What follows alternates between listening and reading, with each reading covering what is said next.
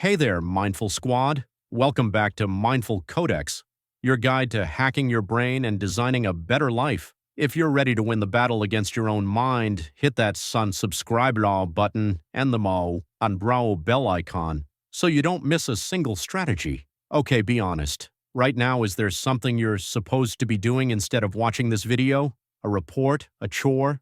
Studying for that test? Don't worry, your secret is safe with me. In fact, you've come to the right place, because today we're talking about the ancient art of putting things off, procrastination, the glorious guilt-filled practice of trading a small amount of peace now for a massive amount of panic later. It's like your brain is a brilliant, mischievous toddler who would rather eat a whole jar of cookies than a single vegetable, even though it knows the vegetables are better in the long run. Why do we do this? And more importantly, how do we stop? Part 1. It's not laziness, it's a painkiller. Let's get this straight from the start. Procrastination is not about being lazy. Laziness is about apathy, not caring. Procrastinators care deeply. They feel tremendous guilt, anxiety, and stress. That's the paradox. Procrastination is an emotional regulation problem. It's your brain's quick-fix solution to avoid a negative feeling right now. That task feels boring, scary, overwhelming, or confusing. So your brain, like a brilliant but misguided superhero, says, "Don't worry, I'll save you from this bad feeling. Let's go watch cat videos instead." Instant dopamine. You feel better instantly. The problem is the superhero just shoved the monster into the closet, and every minute you avoid it, the monster gets bigger, uglier, and scarier. The short-term painkiller becomes a long-term poison. Part 2.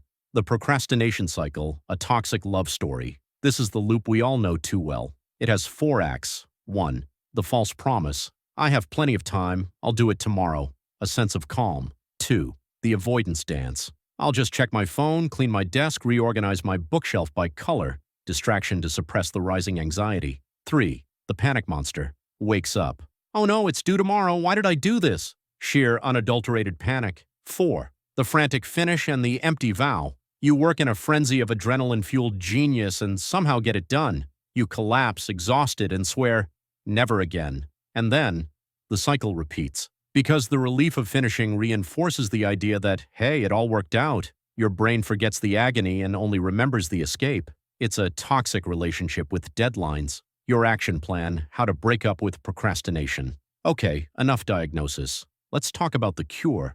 How do we outsmart our own brains? Technique 1. The 5-minute rule. Tricking the toddler brain. Your brain hates big, scary tasks, so don't ask it to do one. The resistance is too high. Instead, make the first step comically small. Tell yourself, I'm just going to work on this for 5 minutes. That's it. I can tolerate anything for 5 minutes. Don't say, I need to write this 20-page report. Too scary. Say, I will open the document and write 1 sentence. So easy. The magic of this trick is that starting is almost always the hardest part. Once you've begun, the friction reduces. You often find yourself thinking, well, I'm already here, I might as just finish this paragraph. And you keep going. You've bypassed the initial resistance. Technique 2. Make the task smell better. Temptation bundling. Remember, procrastination is about avoiding negative feelings.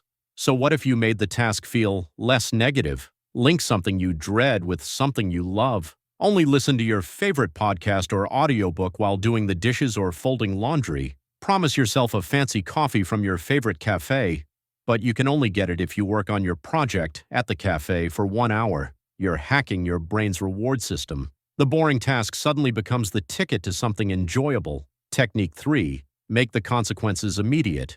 The anti-deadline. We procrastinate because the consequences are in the future. The panic monster is asleep. So we have to wake it up early, but in a kinder way. Create an immediate consequence for not doing the task. Tell a friend, I will send you $20 right now if I don't send you the first draft of my introduction by 5 p.m. today. Now there's an immediate cost to procrastinating. Suddenly the pain of not doing the task feels bigger than the pain of doing it. Technique 4.